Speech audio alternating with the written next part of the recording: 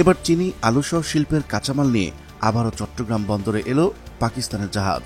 জাহাজটির প্রথম ট্রিপের চেয়ে দ্বিতীয় ট্রিপে দ্বিগুণেরও বেশি কন্টেনার নিয়ে এসেছে বলে জানা যায়। শেখ হাসিনা পরবর্তী সময়ে পাকিস্তান ও বাংলাদেশ সম্পর্ক যেন আরও মজবুত হয়ে উঠছে। এর আগে নিয়ে আসে পেঁয়াজ, এবার আলু, চিনি ও খনিজ পদার্থ, ডলোমাইট সহ অন্যান্য পণ্যের প্রায় 1056টি কন্টেনার নিয়ে হাজির হল পাকিস্তানের জাহাজ। অন্যদিকে গা জ্বলছে ভারতের, বিশাল বাজার হারাতে চলেছে তারা। শুধু তাই নয়, বাংলাদেশ ও পাকিস্তান দিন দিন শক্তিশালী হয়ে ওঠায় কতটা টেনশনে আছে ভারত তা জানাবো আজকের এই ভিডিওতে। চলুন শুরু করা যাক। পাকিস্তানের করাচি বন্দরের সঙ্গে চট্টগ্রামের সরাসরি কন্টেনার জাহাজ যোগাযোগ চালু হয়েছিল গত নভেম্বরের দ্বিতীয় সপ্তাহে। এবার 20 ডিসেম্বর শুক্রবার দ্বিতীয়বারের মতো পাকিস্তানের জাহাজটি বাংলাদেশের জলসীমায় পৌঁছে। তবে জাহাজটির কন্টেনার খালাস আর খালি কন্টেনার লোড করার জন্য বন্দরে এনসিটি জেটিতে আসবে 22 ডিসেম্বর বিকেলে। পাকিস্তান থেকে এবার সবচেয়ে বেশি আসে পরিশোধিত চিনি। মোট 285 কন্টেনারে 1,48,200 ব্যাগ চিনি আনা হয়েছে। চিনির পরিমাণ প্রায় 7,500 টন। এই চিনি এনেছে খাদ্য প্রক্রিয়াজাত শিল্প group Pran RFL, Shehzad food products, Savoy ice cream কারখানা ও ব্রডওয়ে ইন্টারন্যাশনাল।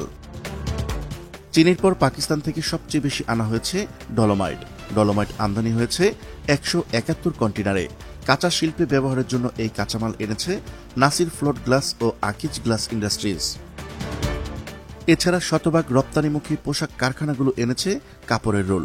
মোট 46টি কন্টেনারে রয়েছে এই কাপড়ের রোল। আলু আমদানি হয়েছে প্রায় 18 একক কন্টেনারে। এছাড়া জয়পুরহাটের P&P ট্রেডিং 20 কন্টেনারে আখের গুঁড়ো এনেছে। ব্যবসায়ী ও শিপিং এজেন্টরা বলছেন, যদি বাণিজ্য লাভজনক হয় তাহলে এই রুটে নিয়মিত জাহাজ চলাচল বৃদ্ধি পাবে। নতুন এই রুটে ব্যবসায়ীদের আগ্রহ বাড়ছে। গত 14 নভেম্বর প্রথমবার করাচি বন্দর থেকে ওই জাহাজটির চট্টগ্রাম বন্দরে আসার খবরে ভারতে ব্যাপক তোলপাড় শুরু হয়। বিশেষ করে সেদেশের মিডিয়া পাকিস্তানি জাহাজ নিয়ে নানা কল্প কাহিনী প্রচার করে।